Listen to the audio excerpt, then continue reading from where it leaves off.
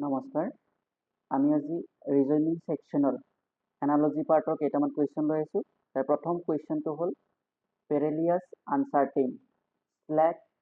question mark so আমাৰ first group দিয়া আছে পেৰেলিয়াছ আনচাৰ্টেইন হয় আমাৰ সেকেন্ড গ্ৰুপত স্ল্যাক আৰু তাৰ কুৱেশ্যন মাৰ্কত কি হ'ব সো ইয়াত আমাৰ ফাৰ্স্ট গ্ৰুপটো লক্ষ্য কৰিলে দেখা পাও যে perilous is similar to uncertain that means perilous is synonym of uncertain so slack or similar শব্দ কি হ'ব so ইয়াত চোৱা slack is similar to tedious হয় গতিকে আমাৰ কাৰেক্ট উত্তৰ হ'ব tedious আৰু আমাৰ অপচন দি আছে অপচন ডি tedious ইয়াৰ পিছত আমি নেক্সট কুৱেশ্যন লৈ আহিছো আমাৰ নেক্সট কুৱেশ্যন দিয়া আছে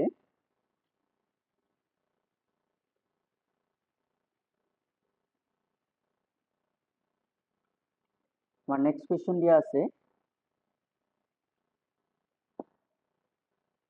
23 48 35 আৰু question mark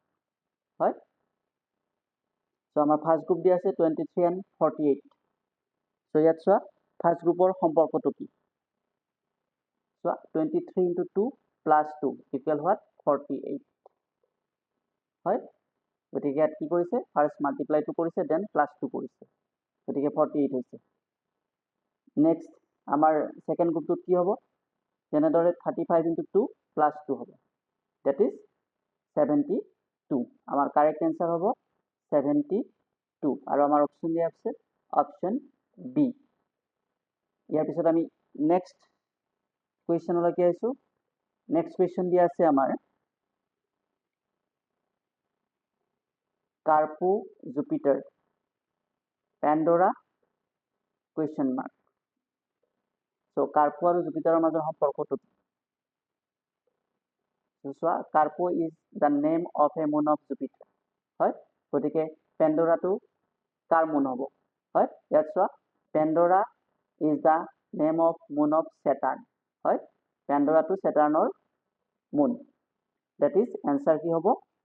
Saturn so আৰু আমাৰ অপচন দি আছে অপচন এ Saturn ইয়াৰ পিছত আমি নেক্সট কুৱেশ্যন লৈ আহিছো নেক্সট কুৱেশ্যন দিয়া আছে GTFC